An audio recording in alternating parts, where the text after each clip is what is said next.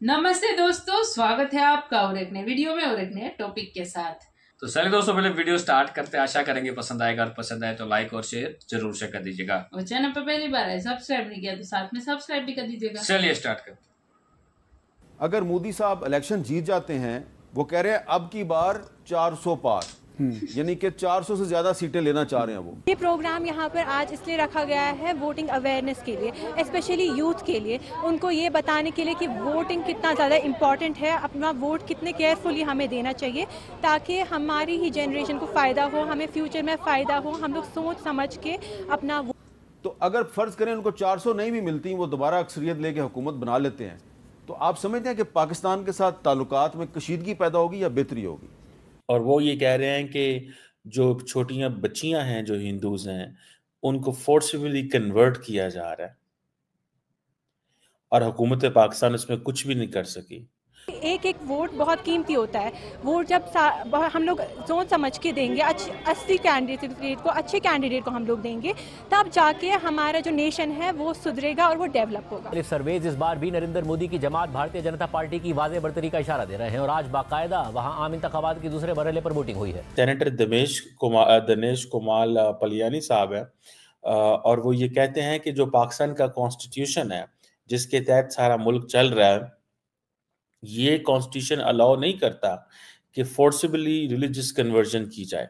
India के लोग जो होते हैं वो एज अ प्रोफेशनल वहाँ पे काम करते हैं।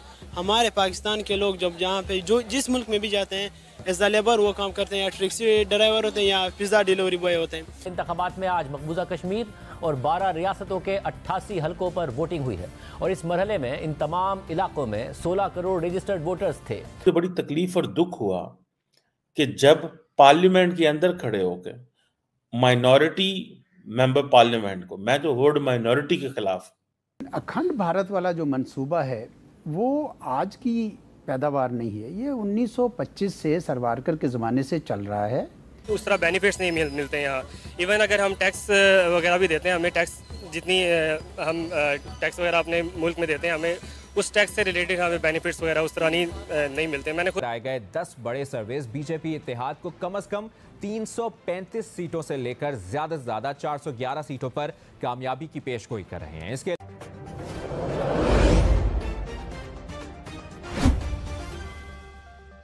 और वो ये कह रहे हैं कि जो छोटियां बच्चियां हैं जो हिंदूज हैं उनको फोर्सफुली कन्वर्ट किया जा रहा है और हुकूमत पाकिस्तान उसमें कुछ भी नहीं कर सकी और ताकतवर लोग ये करते हैं। पहले बहुत सारी मिसालें हमने सुनी थी सिंध की, लेकिन ये बलूचिस्तान की मिसाल है। ये सेनेटर दिनेश कुमार पलियानी साहब है और वो ये कहते हैं कि जो पाकिस्तान का कॉन्स्टिट्यूशन है जिसके तहत सारा मुल्क चल रहा है, ये कॉन्स्टिट्यूशन अलाउ नहीं करता कि फोर्सिबली रिलीजियस कन्वर्जन की जाए। ना ये कुरान मजीद कहता है, ना ये कोई चीज़ कहती है। ये मुझे बड़ी तकलीफ और दुख हुआ कि जब पार्लियामेंट के अंदर खड़े होकर माइनॉरिटी मेंबर पार्लियामेंट को, मैं तो वर्ड माइनॉरिटी के खिलाफ, मतलब how come they are minority, they are equal citizen of this country. वो पाकिस्तान के वैसे शहरी हैं जैसे कोई और है, लेकिन हमने ये जो टर्म दे दी है उनको माइनॉरिटी, मैं समझता हूँ ये बड़ी एक गलत किस्म की टर्म है। और ये जिसकी वजह से क्रिश्चियंस हों या हिंदूज हों या सिख्स हों, एक ऑलरेडी उनके हवाले से ये बात जो है वो कर दी गई हुई है कि जी ये माइनॉरिटी हैं और ये तो कुछ नहीं है, इनकी तो कोई जिंदगियां नहीं है। मतलब अब वो जारी बात है, जब आप माइनॉरिटी को जब आपने ईसाई को डेजिग्नेट कर दिया कि इसने जनाब सारे सफाइयां मुल्क की इसने करनी है, और जब आपके अदारे ये एडवर्टाइजमेंट दें और उस एडवर्टाइजमेंट में लिखें कि जो खाकरूब है या जो सैनिटरी वर्कर है वो क्रिश्चियन होना चाहिए, तो मतलब आपने तो पकड़ के इस मुल्क के अंदर जो तकसीम की बुनियाद रख दी।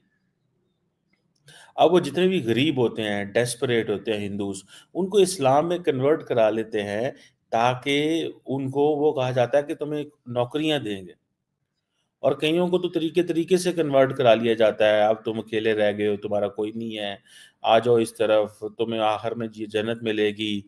तो उनको आप लोग उनको इस तरह वेलकम करते हैं you do not motivate them. अगर आप देखें दुनिया में कन्वर्जन्स होती हैं, ठीक है, अगर आप एक किसी को इस तरह प्यार से तरीके से करने की कोशिश करें और कहें जी कि तुम्हें ये फायदा भी होगा, ये फायदा। अगर मोदी साहब इलेक्शन जीत जाते हैं, वो कह रहे हैं अब की बार 400 पार, यानी कि 400 से ज्यादा सीटें लेना चाह रहे हैं वो, तो अगर फर्ज करें उनको 400 नहीं भी मिलती, वो दोबारा अक्सरियत लेके हुकूमत बना लेते हैं, तो आप समझते हैं कि पाकिस्तान के साथ ताल्लुकात में कशीदगी पैदा होगी या बेहतरी होगी?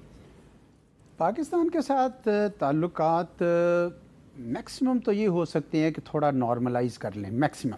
वो भी इसलिए क्योंकि बहुत सारी जिहतों में हिंदुस्तान को फ़ायदा है इस बात से कि पाकिस्तान वाला जो फ्रंट है वो थोड़ा सा काम डाउन हो जाए।